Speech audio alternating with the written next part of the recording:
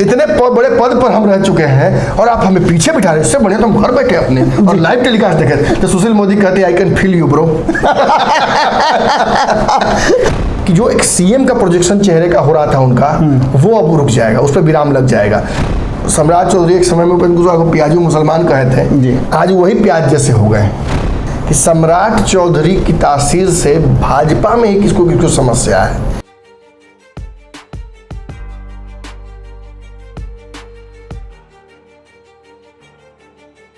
नमस्कार, पंचनामा है, कंफ्यूज मत होइएगा, क्योंकि मुझे और नमन जी को देख करके आप लोगों को अक्सर कंफ्यूजन भी हो जाता है कि कुछ और होगा, लेकिन ये पंचनामा ही है क्योंकि नमन जी के जो कंपाउंडर लोग हैं ट्रेनिंग में गए हुए हैं, कुछ स्पेशल ट्रेनिंग ANM टाइप का कुछ ट्रेनिंग करने गए हैं और इनकी स्वीकृति से कई लोग गए हैं। तो ऐसी स्थिति में पंचनामा को और ज़्यादा बेहतर बनाने के लिए मेरी उपस्थिति है। कल तो इन्होंने मेरा नाम दे ही दिया था मुझे, लेकिन खैर ये वैसा शो है जहां बिहार की राजनीति को स्ट्रेचर पर रख के उसकी चीरफाड़ होती है और चीरफाड़ में उस रोग को कोशिश किया जाता है कि दूर किया जाए, या जो अंग है खराब हो गया है उसे निकाल करके उसकी शल्य चिकित्सा की जाए। आज भी ऐसा ही कुछ हमारे स्ट्रेचर पे है और हम जो खबर लेकर के आपके सामने आए, जिसकी हम अभी आपके सामने चीरफाड़ करेंगे, उस खबर में सबसे बड़ी बात यह है कि नमन जी के पास बहुत सारे इनपुट हैं। उस इनपुट के हिसाब से ये बताएंगे कि इसमें कौन कौन सी बीमारी लगी हुई है, कहाँ कहाँ जड़ में कीड़ा लगा हुआ है, सबको धीरे धीरे निकालने का और काट-कूट करने का व्यवस्था करेंगे। नमन जी प्रोसीड कीजिए। देखिए वह सम्राट चौधरी जिस दिन अध्यक्ष बने थे जी, उसके एक दिन पहले हमें जानकारी थी कि वो बनने जा रहे हैं। 90 और 10% का ही मतलब जी था। जी। आपको याद होगा जिस दिन मैंने खबर चलाई थी कि सम्राट चौधरी बन गए हैं, उसके अगले ही दिन मैंने खबर चलाई थी कि बनते ही उनके खिलाफ एक लॉबी भाजपा में काम कर तैयार हो गई। नीतीश और तेजस्वी यादव के लिए सबसे बड़ी चुनौती सम्राट चौधरी इसलिए हो सकते हैं क्योंकि नीतीश तेजस्वी के वोट बैंक में सीधा सेंध मारी इनकी। जी जी। अगर अपने जातीय वोट बैंक को थोड़ा भी प्रभावित करने की क्षमता रखते होंगे तो आप एक बात जान लीजिए बाबा कि मतलब उस वोट बैंक को सीधे तौर पर छूने की क्षमता रखते हैं सम्राट चौधरी। बिल्कुल। जिस जातीय समीकरण से नीतीश कुमार दूर होते गए हैं कालांतर में, starting from RCP and later on Upendra Kushwaha, उस जातीय समीकरण में बड़े आसानी से घुल जाते हैं सम्राट चौधरी। बन के MLC आते हैं, लेकिन चुनावी प्रक्रिया को इसलिए समझते हैं क्योंकि एक इनके पिता भी रहे हैं उसी राजनीति से, और राजनीति का इनका लंबा जीवन भी रहा है, छात्र जीवन से ही इन्हीं के घर में समता पार्टी का निर्माण हुआ था। तो मतलब ये अतिशयोक्ति होगी कहना बिल्कुल कि सम्राट चौधरी राजनीति को अच्छे समझते हैं। निश्चित तौर पर सम्राट चौधरी को कखा गगर राजनीति का पता है, एग्रेसिव राजनीति भी करते हैं। उन्हें एग्रेसिव राजनीति क्यों करते हैं क्योंकि उन्हें पता है कि अभी उनका सिक्का बुलंद है जी। OBC का सिक्का बुलंद है। OBC के सिक्के पर लगभग एक दशक से भाजपा काम कर रही है बाबा जी। ये 13-14 से शुरू हुआ था, उसके हाथ में नहीं आ रहा था उसके हाथ जी। भाजपा को 14 में जब जीत प्रचंड मिली केंद्र में, तो नरेंद्र मोदी नाम का जो ब्रह्मास्त्र मिला तो भाजपा को लगा अब इससे बेटर क्या है, मैं सब इसी से हल कर हर जगह। हाँ, एक नहीं बढ़िया कोई आपको रेंज मिल जाता तो हर जगह वही लगाते हैं सलाई रेंज। आपको पता है कि यहाँ स्क्रू ड्राइवर है, फिर भी आप कोशिश करते हैं, एक बार जरूर ट्राई करते हैं उससे। बिल्कुल नहीं हो भाजपा ने भी नरेंद्र मोदी के चेहरे पर जो जीत हासिल की तो इतना खुश हो गई कि 14 में उसी सलाई रेंज को फिर 15 में भी लगा दिया बिहार। 15 में ब्लॉक कर गया।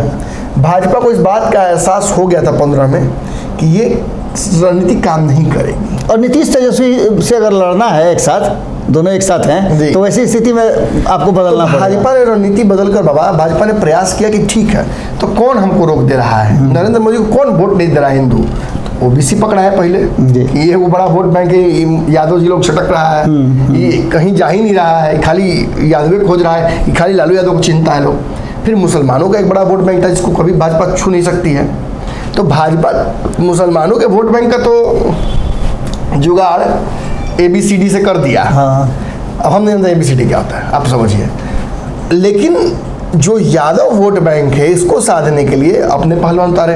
बिल्कुल भूपेंद्र यादव, नित्यानंद राय, नंदकिशोर यादव, उसके बाद कृपाल यादव का प्रमोशन हुआ था, मंत्री बनाए गए थे। बिल्कुल। लेकिन ये दाव नवल किशोर यादव को भी दिया गया था, एग्रेसिव पॉलिटिक्स वो भी करते हैं। CLP बनाया गया था क्या, कुछ बनाया गया था? हाँ, वो अभी तो काफी मतलब काफी नहीं, सॉरी, नवल किशोर यादव को MLC बनाया गया था। MLC बनाया गया, सचेत बनाया, वो जीत करके आए। वो शिक्षक छात्र वाले यादव को बनाया गया था CLP। हाँ, नंदकिशोर यादव को दिया गया था मौका। तो बाबा कहीं ना कहीं इस दाव को से भाजपा इतना जब कमिटेड होकर कोई आप दाव खेलते हैं कि आप नहीं आगे बढ़ के मार ही देंगे, छक्का लग ही जाएगा, आप फिर गूगली बॉल पड़ जाए तो उसके बाद आगे नहीं बढ़िएगा। खासतौर पे जब एकदम माइक्रोस्कोपिक लेंस लगाता है कि अरे कहाँ इसका फुटवर्क खराब है क्या, अरे तो लगता है कि स्लो बॉल पे फंस जाता है, अरे लगता है कि अगला सेंचुरी नहीं मार पाएगा, लगता है कैरियर खत्म, तो उसके बाद और आप डर जाते हैं उस चर्चा को सुनकर। निश्चित तौर पर भाजपा को बहुत बड़ा झटका लगा जब यादवों ने 2019 के चुनाव में तो पूरा बिहार टूट के दिया वोट मोदी को कि नहीं बाप पुलवामा वाला काम बढ़िया किया हो लोग। लेकिन उसके बाद फिर पलट गई बाजी। बिहार में यादवों को अपने पाले में करने में, ओबीसी में सेंधमारी करने में भाजपा विफल रही जी। और उसका शुद्धतः कारण ये कि उसके चलते भाजपा सत्ता के बाहर है। अच्छा रिजल्ट लेके आई है भाजपा, पहली बार बिहार में इतना वोट भी लेके आई और इतना विधायक भी जीता पाई। लेकिन नीतीश पर डिपेंडेंसी जो 13-14 में थी आज भी है। बिल्कुल। तो मैंने कहने का मतलब बच्चा पढ़ रहा है जी, अच्छा पढ़ाई कर रहा है, लेकिन फिर भी नीचे ही से आ रहा है टॉप। नमन जी, जो भारतीय जनता पार्टी ने प्लान बनाया था उस प्लान में सबसे पहले था कि ओबीसी में कौन ऐसा रास्ता है जहां घुस करके उस वोट बैंक में सेंधमारी की जाए। तो यादव तो कर गया, गैर यादवों को अपने तरफ लाने का ये रणनीति किसने दी? ये उपेंद्र कुशवाहा ने। बिल्कुल बिल्कुल। उपेंद्र कुशवाहा ने रास्ता दिखाया कि देख भाई तुम जो कर रहे हो, जैसे मान लीजिए आप ही का मकान है, आप बेच बाच दिए, लगे मकान बेच दिया आप वहाँ से गुजर रहे हैं तो आपको तो सब उसका दरवाजा लूप होल पता है। कोई चोर उसमें घुसने का प्रयास कर रहा हो तो मैंने आप देखते हैं बाबा कि वो प्रयास कर रहा है लेकिन सफल नहीं हो पा रहा है, तो आप जैसे बोलते हैं सुनना पीछे का दरवाजा से जाओ, आसानी से पहुंच जाओगे जी, जी। तो अब देखिए, अब उस वोट बैंक में चूंकि अलग पार्टी इन्होंने बना ली उपेंद्र कुशवाहा ने, तो इनको अच्छे से पता है कि अब इस दरवाजे को कैसे इस रणवेदी को मैंने किला को ध्वस्त किया जा सकता है। और भाजपा को यही ये दे रहे हैं, चाह कर भी चिराग पासवान से डील नहीं हो पा रहा है, मुकेश सहनी से डील नहीं हो पा रहा है, आरसीपी सिंह को वेटिंग लिस्ट में रख दिया गया, लेकिन उपेंद्र कुशवाहा धकाधक मैंने लग रहा है कि एकदम उनको कंफर्म टिकट मिला तत्काल वाला, आ रहे हैं जा रहे हैं। और जो ज़्यादा बेचैनी में है ना, उसको रास्ता मिलने के बाद करता क्या है ना कि सब दरवाजे लांग जाता है, कहीं इधर से भागने का जरूरत है उधर से भागने। और भारतीय जनता पार्टी ने यही किया, जैसे ही ओबीसी में डाला गया और उपेंद्र कुशवाहा के माध्यम से वो घुसने का प्रयास की, उसके बाद से उसको सारा रास्ता खुल गया और तब उसने सम्राट चौधरी को सामने लाया। तो देखिए, जहां जो कंपनसेशन यादव वाले में किया गया था वैसे ओवर कंपनसेशन यहाँ भी किया जा रहा है जी। आरसीपी सिंह, उपेंद्र कुशवाहा, सम्राट चौधरी, और अब तो खबर आ रही है कि एक दो और इसी समाज मुकेश सहनी भी हैं, पृथ्वी माली को देखिए कि नजदीक सटे हुए हैं, उसके बाद विद्यापति चंद्रवंशी हैं, ये सारे लोग बारी बारी से। कालांतर में इसमें एक और शामिल हो सकते हैं पुराने चावल जी, एक बहुत पुराने नेता जो सभी सदनों का टूर कर चुके हैं। हाँ। उनका भी मन बन रहा है कि भाजपा को एक बार मौका बिहार में दिया जाए। यादव, अगर उनके हिसाब से उनका नैरेटिव ये है कि अगर यादव एकजुट होकर अपना नेता को मुख्यमंत्री बना सकते हैं तो हम एकजुट होकर क्यों नहीं बना सकते? नमन जी, भारतीय जनता पार्टी को जितना करना था काम उतना काम वो कर चुकी है जी। नीतीश कुमार इतना ज़्यादा कमज़ोर नज़र आ रहे हैं उधर जाने के बाद भी और इधर से तब भी, तो नीतीश कुमार के लिए रास्ता बनाना बहुत ज़रूरी है। और रास्ता सोच रहे थे कि अगर दोनों पार्टी का विलय हो जाए तो वो रास्ता फिर से बन जाएगा, मजबूत हो जाएंगे हम। लेकिन इसमें कहीं ना कहीं उपेंद्र कुशवाहा ने खेल भंडोल कर दिया। बिल्कुल, उससे पहले ही उससे पहले ही उन्होंने, आज उसी का रिवार्ड तो उपेंद्र कुशवाहा को मिल रहा है। बिल्कुल, बार बार भाजपा से मुलाकात करना, one call away Amit Shah उनके हैं। ये क्यों है? ये परिस्थितियां इसलिए बनी क्योंकि उपेंद्र कुशवाहा के पास एक विनिंग फॉर्मूला है।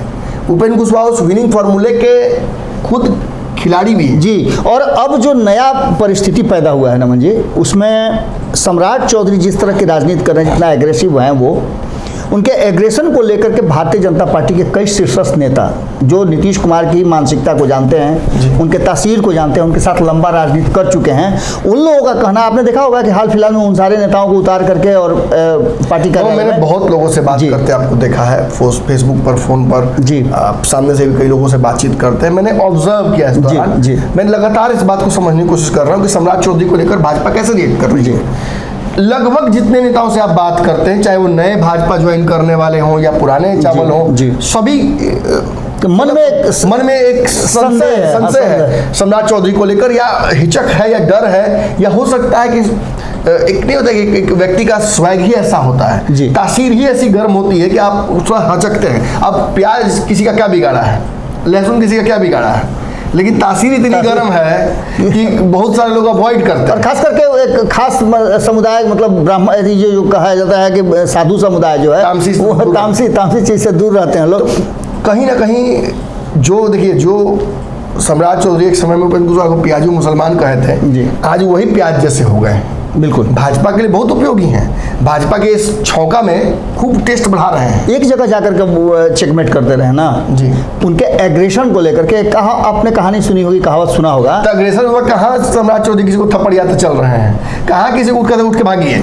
लेकिन देखिए, अगर भाजपा ने किसी को दिया है पद, तो उस पद के पावर को प्रैक्टिस करना तो जरूरी है। बिल्कुल बिल्कुल। आज अगर ओबीसी समाज को ये लगेगा कि नेतृत्व तो करता ही नहीं है, बल्कि बुलंद फैसला लेने में नेतृत्व करता है, तब उनके पीछे घूमेंगे लोग। लालू यादव ने लाठी के दम पर बिहार की राजनीति को घुमाया, बिल्कुल, तो उस आधार पर ही ओबीसी का अगर लड़का कोई खड़ा होकर कहता है, लालू के साथ चलता है, तो कि अगर वो लाठी खड़ा रखता है सम्राट चौधरी और कहता है कि नहीं इस आधार पर ही होगा शासन, तो भाजपा में जो पुराने तौर तरीके के लोग हैं या फिर जिनको अपना इंटरेस्ट इसमें नहीं नजर नहीं आ रहा है, बेचैनी तो होगी ना। वर्तमान राजनीति में और पिछली जो आपने बात कही नमन जी, दोनों में थोड़ा सा अंतर ये आया है कि लोगों के सोच में अंतर आया है। लोग डेवलप हुए हैं, भले ही स्कूल बढ़िया नहीं हो, अस्पताल बढ़िया नहीं हो बिहार में, लेकिन लोगों की मानसिकता बढ़िया होती जा रही है। यही कारण है कि IAS निकलते हैं। अब इस दिशा में यदि आप आगे बढ़ते हैं तो एक हमारे यहाँ बहुत पुराना कहावत है कि दुश्मनी ऐसे करो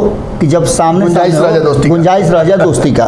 और भारतीय जनता पार्टी को लग रहा है कि सम्राट चौधरी जो सामने है, जिस एग्रेशन के साथ वो काम कर रहे हैं, नीतीश कुमार को सीधा टारगेट करते हैं, एकदम सीधे मारते हैं ठाएं से। तो बनाया तो उसी लिए गया था ना बाबा, बनाया तो उनको उसी लिए गया था कि तेजस्वी को छोड़िए, आप पहले नीतीश को फिनिश कीजिए। फिर वही बात है, तेजस्वी को खत्म कर देने से भाजपा को कुछ मिलना नहीं है। बिल्कुल, आप कुछ मत कीजिए, आप बाबा केवल उत्तर प्रदेश की राजनीति को बिहार में लाइए, समझने की कोशिश कीजिए।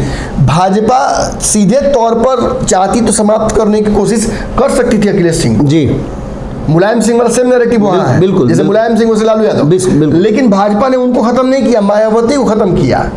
भाजपा जानती थी कि बीच में जब तक रहेंगी तब तक हम त्रिशंकु में फंसे रहेंगे, इनको पहले खत्म करो, जो खत्म हो रहा है उसको खत्म करो। इसमें थोड़ा सा इसमें बाबा जो पीछे रहता है उसको लंगड़िया के जैसे घसका दिया जाता है कि एक वो पहले हटे, आगे लड़ाई आगे हो जाएगी। और कहीं ना कहीं नीतीश के हटने से वो जो वोट बैंक का जो एक भगदड़ मचेगा जी, उसमें लूटने वाले कौन कौन है। एक देखिए, सम्राट चौधरी और RCP सिंह को दरभंगा में घुमाकर क्या किया, जोड़ने का काम किया। उपेंद्र कुशवाहा को बार बार मिलकर भाजपा क्या साबित करना चाह रही है, निश्चित रूप से उस वोट बैंक में सम्राट चौधरी को आगे करके भाजपा क्या साबित करना चाह रही है, उसी वोट बैंक का एक फील गुड क्रिएट कर रही है कुशवाहा कोयरी समाज के लिए। आइए, घर है, बैठिए, जहाँ स्थान दीजिए, यहाँ जगह दीजिए, आपकी बात करेंगे, बिल्कुल यादव जी का बात नहीं करेंगे। अगर भाजपा ने कभी ऐसा नहीं कहा, लेकिन एक बात तो सीधे तौर पर गिरिराज सिंह ने कह दिया कि 33 साल तक दुइये को जाति शासन किया है जी, तीसरा को मौका नहीं मिला है, तीसरा कौन, निश्चित रूप से निश्चित। एक और इसमें बहुत महत्वपूर्ण बात आपने बीच में रख दिया नमन जी, उसमें मैं इतना ही कहना चाहूँगा कि 2019 से ही भारतीय जनता पार्टी अपने स्ट्रेटजी पर काम कर रही थी जी। उसको ऐसे आप समझ सकते हैं कि नीतीश कुमार को रणनीति पर भाजपा काम कर रही जी। नीतीश कुमार को 17 सीटें जो दी गई थी जी, उन 17 सीटों में उसने सीधे नीतीश कुमार को लड़वाया। किससे था जी, तो कांग्रेस से लड़वाया और RJD से लड़वाया जी, कि यदि वो शिफ्ट होकर के उधर जाते हैं तो वहां जाके पेच फंस जाएगा, बिल्कुल मामला फंस जाएगा। और ऐसे बता रहे हैं नमन जी कि 8, 5, 13 ऐसे 13 सीट हैं जो पूरी तरह से नीतीश कुमार आरजेडी और कांग्रेस में फंस गया है। बाबा अगर वहां से आरजेडी को टिकट मिल जाता है तो जदयू के सिटिंग सांसद हराने में लग जाएंगे। बिल्कुल। अगर जदयू के सांसद वहां से फिर चुनाव लड़ेंगे तो पिछली बार जो हारे थे एक नंबर 2 नंबर में है। और अगर यहाँ भारतीय जनता पार्टी के साथ नीतीश नहीं है तो उनके लिए मुश्किल होगा अपने इस 13 सीटों को बचाना जी, क्योंकि इन 13 सीटों पे कांटे की लड़ाई है। और भले ही भारतीय जनता पार्टी का वोट आने के बाद वो 2 लाख से जीत गए हो, कहीं 1.5 लाख से जीत गए हैं, कहीं कहीं तो 1700-1800 वोटों से जीत हार हुआ है जी। तो ऐसी स्थिति में नीतीश कुमार के लिए 2019 में भी आपने जो कहा कि उत्तर प्रदेश वाला जाल, तो वो जाल तो बिछा चुकी है। अब बाबा हम ये तय कर लेते हैं कि सम्राट चौधरी की तासीर से भाजपा में ही किसको समस्या है। देखिए बाबा 4-5 अलग अलग गुट भाजपा में शुरू से ही। आपने तो हमारे साथ जो बातचीत हो रही थी, कई लोगों से बातचीत का अंश आपने सुना ही है, तो वो तो निश्चित रूप से कुछ बहुत कुछ बता रहा है। एक बड़ा 4-5 गुट का समीकरण हमेशा भाजपा में रहा है। जी।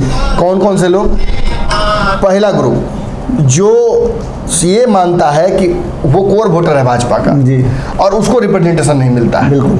ब्राह्मण, भूमिहार, राजपूत, सवर्णों का एक बड़ा बिरादरी जिसे लगता है कि बिहार भाजपा उनकी जागीर है। चाहे जितना भी बड़ा नेता हो उसको डर लगता है कि टिकट मिलेगा कि नहीं मिलेगा। सीपी ठाकुर जी से शुरू कीजिए और आप कलराज मिश्रा तक जाइए। बिल्कुल। लेकिन आइए सीपी ठाकुर के भाया होते हुए मंगल पांडे, और आप उसके प्रतिफल के तौर पे भी आप आगे बढ़ते हैं तो आपको दूर दूर तक, हालांकि उस जातीय समीकरण में, लेकिन वैसे समाज भी जुड़ जाता है कहीं ना कहीं भाजपा कोर वोटर में। बिल्कुल। और फिर आप संजय जायसवाल को देखिए, तो इस वोट बैंक को लगता है कि हम वोट करते हैं भाजपा को और बना रहे हैं किसी और को। इस वजह से विवाद होता है और बोचहा में इसी का रिजल्ट कहीं ना कहीं निगेटिव देखने को मिला था।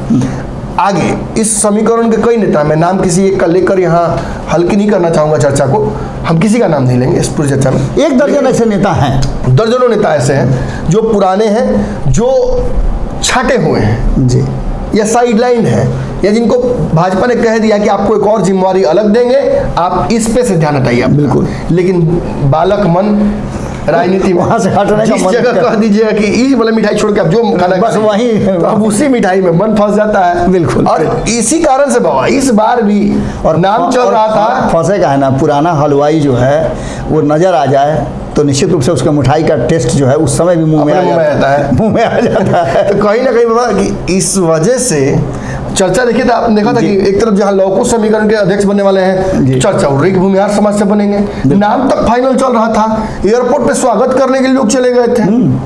बताइए, मतलब सारा एक ही समाज में चला जाए, ओबीसी समाज को कुछ ना मिले, इसी वजह से भाजपा बदनाम होती है। बिल्कुल। तो ये एक बड़ा समूह है जो कि मैंने डायरेक्ट तो सम्राट चौधरी के सामने नहीं कर सकता कचरा, और लेकिन सम्राट चौधरी अगर वहां बैठे हुए मंच पर, तो इधर जब दर्शक वाली कुर्सी में उनको बैठे देखिएगा तो मुंह फूफा लेखा ब्याह में होता है, फुलेले रहता है लोग, किसी से कोई दुख नहीं है, कोई पीड़ा नहीं है, और मामा को भी आस्ते से अस्काते रहते हैं कि ठीक नहीं हो रहा है, ठीक नहीं, जो हो रहा है ठीक नहीं हो रहा है। और कोई उसी में एक बोतल पानी से चला दे सामने ले आके कि लीजिए सर, अरे सर यहाँ बैठे हुए हैं, तो कहाँ बैठे जाता है, प्रोटोकॉल फॉलो करने वाले हम लोग हैं, समझ रहे हैं, मतलब कहीं ना कहीं वो गुस्सा दूसरे जगह से निकल जाता है। बिल्कुल। और ये रूसे हुए फुफाओं का एक बड़ा मंडल है जो इसका मैं थोड़ा सा बता देता हूँ कि आपको याद होगा कि विधानसभा में जब प्रेस कॉन्फ्रेंस हो रहा था, उस समय जब अरुण सिन्हा को ठेल दिया गया था, तो ये चीज नजर आई थी, वही फूफा और मामा वाली कहानी वहाँ नजर आई थी। खैर, पहला गुट तो ये है बाबा जी। दूसरा गुट जो कि बहुत फेमस गुट है बिहार में, प्रो नीतीश गुट जी। नीतीश कुमार सत्ता से बाहर फेंक दें, ये वही ग्रुप है बाबा जिसके बारे में कहता हूँ कि इसको बकरी बनाकर बिहार भाजपा को जदयू कार्यालय के गेट पे बांध देता था। ठीक, इसके मैंने प्रणेता तो सुशील मोदी ही कहे जाएंगे, बिल्कुल, इनसे बड़ा तो बिल्कुल नीतीश प्रेम ही आज तक पैदा नहीं। और उन्होंने सभी को यह एहसास भी दिलाया था कि यही करोगे तो फिर सत्ता में रहोगे जी। और इस गुट में कालांतर में आपको पता होगा बाबा, बहुत लोग शामिल हुए हैं जिनको नीतीश कुमार ये कहते हैं कि अरे तुमको तो हम ही दिए थे ना, तुमको फिर हम ही देंगे, तुमको हम मंत्री बनाए, तुमको बना रहा था सबका, कौन बनाया तुमको, कौन बनाया। फिर नीतीश कुमार ये भी कहते हैं कि अरे तुम बोलेगा मेरे खिलाफ तो हो सकता है तुमको भाजपा वाला कुछ दे दे। तो ये गुट बड़ा गुट है, इसमें भी मैं नाम नहीं लेना चाहूंगा, लेकिन आप देखिए कोई पथ निर्माण मंत्री बना था, कोई रथ निर्माण मंत्री बना था, कोई हाथी निर्माण मंत्री, जो भी बना हो, बिल्कुल ये सारे लोग नीतीश कुमार के, आप देखिएगा 2 नया मैंने भाजपा ले आई थी मूर्ति इस बार कि नहीं हटाई पुराना देवता, अब नया देवता हम बिठाएंगे, वो दोनों देवता नीतीश कुमार के मुड़ी में सट गया था। वो इधर है वो इधर, और दोनों आदमी कहीं खोजा जाए तो दोनों आदमी वहीं हाजिर है। 2 दिन पहले इतनी नाराजगी इन लोगों में आज भी रहती है, क्योंकि इनको आज जैसे वहाँ सम्राट चौधरी बैठते हैं 10 आदमी, जो 10 गो हैं लोग, फिर इधर बुजुर्ग लोग बैठते हैं, फूफा लोग, तो ये लोग को बिठाया जाता है पीछे। तो ये लोग कहते हैं अरे इतने बड़े पद पर सुशोभित इतने बड़े पद पर हम रह चुके हैं और आप हमें पीछे बिठा रहे हैं, इससे बढ़िया तो हम घर बैठे अपने और लाइव टेलीकास्ट देखे। तो सुशील मोदी कहते हैं I can feel you bro.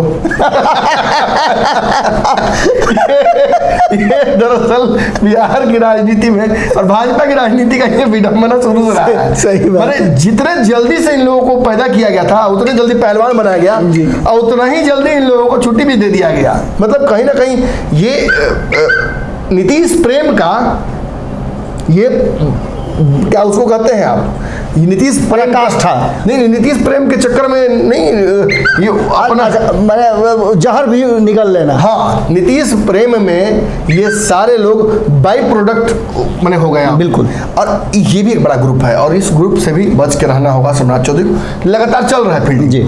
इसके अलावा एक और बड़ा ग्रुप है जो एंटी नीतीश है, जो नीतीश के साथ गठबंधन में भी रहेगा ना तो वो नीतीश के खिलाफ ही बोलता रहेगा। इसमें संजय जायसवाल प्रणेता इसके बिल्कुल साथ रहते हुए संजय जायसवाल ने जो परिस्थितियां उत्पन्न की थी बाबा, मैंने फेसबुक परेशान हो गया था मार्क जुकरबर्ग। ये रोज ये गठबंधन है कि नहीं है, ये रोज कभी सम्राट अशोक के पर, अरे मुद्दा शराब से लेकर बंदी पर, कभी मुद्दा नहीं था, बैंक में अगर लूट हो जाए, भ्रष्टाचार से लेकर के सारा चीज, कोई साइकिल किसी को धक्का मार दे पीछे पैदल चलते आदमी को, उसमें भी नीतीश कुमार की गलती निकालने में संजय जायसवाल टैलेंट। हाँ भाई, होम डिपार्टमेंट उन्हीं के पास टैलेंट था। मैंने उस गृह विभाग पर ऐसी नजर पड़ गई थी संजय जायसवाल को, जैसे अमित शाह ने कह दिया हो कि तुम अगर लूट लो उसको अलग कर लोगे तो तुम्ही को दे देंगे, मतलब ऐसी नजर उनकी हो गई थी। और संजय जायसवाल जी के साथ इस ग्रुप में बहुत सारे लोग हैं जो नीतीश के पुराने सताए हुए में से हैं, जिनको नीतीश कुमार मंत्रिमंडल में देखना नहीं चाहते हैं। जितना भी पैरवी कर ले भाजपा, गिरिराज सिंह इसमें एक नेता अच्छे हैं जी, राजीव प्रताप रूढ़ी जी हैं, बिल्कुल पटना के कई नेता हैं आसपास के, आप देखिएगा MP MLA लोग। हाँ, अब तो खास करके जो पुल गिरा है तो उसमें बहुत लोग चर्चा में आ गए। और इन लोगों का खासियत ये है कि ये कितना भी नीतीश कुमार अपना दिल खोल दे भाजपा के लिए, ये लोग जाके शीर्ष नेतृत्व को कहेंगे नीतीश कुमार कुछ प्लानिंग जरूर कर रहे हैं, मुझे लगता है नीतीश कुमार फिर पलट जाएंगे। और फिर अमित शाह का पूरा थॉट प्रोसेस बदल जाता है, क्योंकि अभी थोड़ी देर पहले जो ग्रुप आया था उसने कहा था कि अब सब सही चल रहा है, कोई गलती नहीं है, हम चलने दीजिए सही। इस ग्रुप में बाबा देखिए नए जो सम्मिलित हुए हैं वो है विजय सिन्हा जी। बिल्कुल। ये नीतीश कुमार जी, मतलब मान लीजिए अगर नीतीश कुमार जी अगर आलू हैं तो ये उनको ही बस नहीं पसंद करते हैं।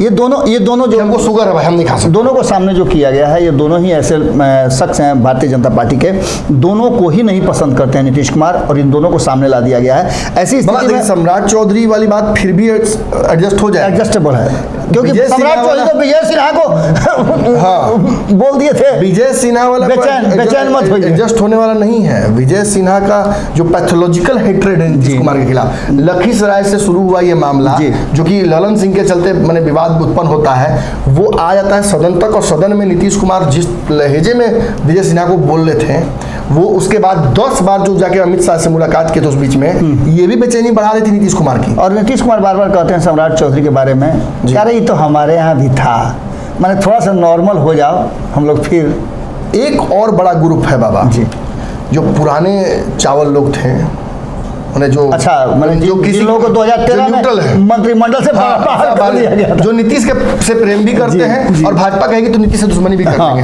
कोई दिक्कत नहीं है, आप जैसे बोलिए वैसे कर लेंगे। बिल्कुल, ये ऐसे लोगों का लॉबी भी एक बार इसमें तो आपको पता ही है बाबा कि कितने बड़े बड़े चंद्रवंशी नेता, कितने बड़े बड़े यदुवंशी नेता, कितने बड़े बड़े ब्राह्मण नेता लोग संटिंग में बेचारे लोग हैं। ये नीतीश कुमार के पहले प्रोडक्ट है लोग भाजपा में। भाजपा से जब नीतीश कुमार का पहला प्रेम हुआ था तो यही लोग, मैंने लव लेटर कबूतर बन के गया था लालू के विरोध में जी। और ये इनका राजनीति भी इतिहास में लंबा रहा है। प्रेम कुमार हो, नंदकिशोर यादव हो, या अश्विन चौबे हो, या एक बड़ी लॉबी है जो शुरुआती दौर में नीतीश और भाजपा के बीच सामंजस्य बिठाने का काम इन्होंने किया था। इनकी कोई दुश्मन नीतीश कुमार से नहीं है, इनको अगर सच पूछिएगा तो ये आंखें भर आएंगी इनकी जब कोई आपके साथ गलत हुआ, भाजपा गलत किया, तो तब इनका दर्द छलकना शुरू हो गया। पूरा इतिहास से लेकर के भूगोल तक, कहाँ जेल में रहे, कहाँ क्या किए, सारी बातें बताई जाएंगी और कब उनको कैसे किया गया। आधे घंटे की बातचीत होगी और 3 घंटा आपका बुक होगा उसमें। बिल्कुल 3 घंटा फंसे रह जाएंगे। मेरे साथ अक्सर होता है। ये लगभग बाबा ये परिस्थितियां हैं बिहार में, और यही जो ग्रुप्स है ना, ये कहीं ना कहीं इन्फ्लुएंस कर रही हैं भाजपा के बिहार के थॉट प्रोसेस को। लेकिन मैं श्योर हूँ भाजपा जिस रणनीति पर काम कर रही है और जिस तरीके के फैसले ले रही है, निश्चित तौर पर सम्राट चौधरी को फिलहाल झटका देने का भाजपा का कोई प्लान नहीं है। हाँ, ये बात जरूर है कि यहाँ सम्राट चौधरी को एक बड़ा घाटा होता नजर आ रहा है मुझे देखने में, मेरे समझ में, कि जो एक सीएम का प्रोजेक्शन चेहरे का हो रहा था उनका, वो अब रुक जाएगा, उस पर विराम लग जाएगा, क्योंकि अंदर ही जो एक अंडर करंट चल रहा है विरोध का इनका, वो धीरे धीरे सत्ता पे आना शुरू होगा चुनाव के वक्त। और इनके फैसले जब ये लेंगे, बड़े बड़े फैसले, अब तो छोटे छोटे फैसले ना, बड़े बड़े फैसले जब लेंगे तब उन फैसलों का कॉन्सिक्वेंसेस भी इनको झेलवाया जाएगा। बिल्कुल, वक्त बताएगा कि क्या होने वाला। बाबा, इस बात की शुरुआत कहीं ना कहीं इस बात से हो जाती है जब विजय सिन्हा बात करते हुए पत्रकारों से ये कह देते हैं कि भाजपा का कोई भी मुख्यमंत्री होगा तो आरएसएस प्रो होगा, आरएसएस के कैडर से ही होगा। मतलब इसका मतलब सीधा है तरीके से 2018 में आए हुए सम्राट चौधरी का कहानी समाप्त हो जाता है, इनकी संभावना ही समाप्त कर दी जाती है। बिल्कुल कि आगे चल के ये बिहार के सीएम बन सकते हैं। यानी अगर विजय सिन्हा को सही ढंग से पता है बातें, जो कि अगर अमित शाह ने कही कि भाई हम ऐसे लोगों को सीएम बनाएंगे, तब तो कहानी खत्म है जी। और अगर नहीं पता है तो इनकी चर्चा मात्र छेड़ देने से ये जो विपक्षी गुट है वो सभी को एक बड़ी ताकत मिल जाती है कि नहीं यही नैरेटिव है। लेकिन नमन जी भाजपा है, रिवार्ड करती है तो रिवार्ड करने का कुछ अलग मापदंड भी है, ये कोई जरूरी नहीं बाबा। भाजपा ने अगर, मैं तो कहा ही, सम्राट चौधरी को अगर अध्यक्ष बनाया है तो उसका मुख्य कारण यही है कि भाजपा इस बार कुशवाहा को सीएम बनाना चाहती है। बिल्कुल कुशवाहा बिहार में नेतृत्व करेगा, ये भाजपा चाहती है, और उसके लिए भाजपा को दूर दूर तक जाना पड़े, भाजपा तैयार है उसके लिए। बिल्कुल। लेकिन हाँ, अब यही सारी सिनारियोस डिपेंड करती हैं कि नीतीश इससे कैसे निपटेंगे सम्राट चौधरी, ये बड़ी बात हो जाती है। और इन लोगों कैसे हर अभिमन्यु को चक्रव्यूह से गुजरना ही पड़ेगा। बिल्कुल, बिना चक्रव्यूह तोड़े आप राजनीति हो या सामाजिकता या दर्शन, आप किसी में भी आगे नहीं निकल सकते। तो आज ये पंचनामा आपके सामने रहा। पंचनामा में बहुत चीज़ें हम लोगों ने स्थापित करने की कोशिश की। कैसा लगा आप ज़रूर बताइएगा, क्योंकि आप लोगों के कमेंट बॉक्स में आए जवाब, नमन जी एक एक जवाब को पढ़ते हैं और उस पर रिएक्ट भी करते हैं। ऐसा है कि आप अपने विचार ज़रूर लिखिएगा, और आपको क्या लगता है आगे बिहार की राजनीति में, अगर आपके पास कोई सवाल हैं तो वो भी आप ज़रूर लिखिएगा। बहुत बहुत धन्यवाद, नमस्कार।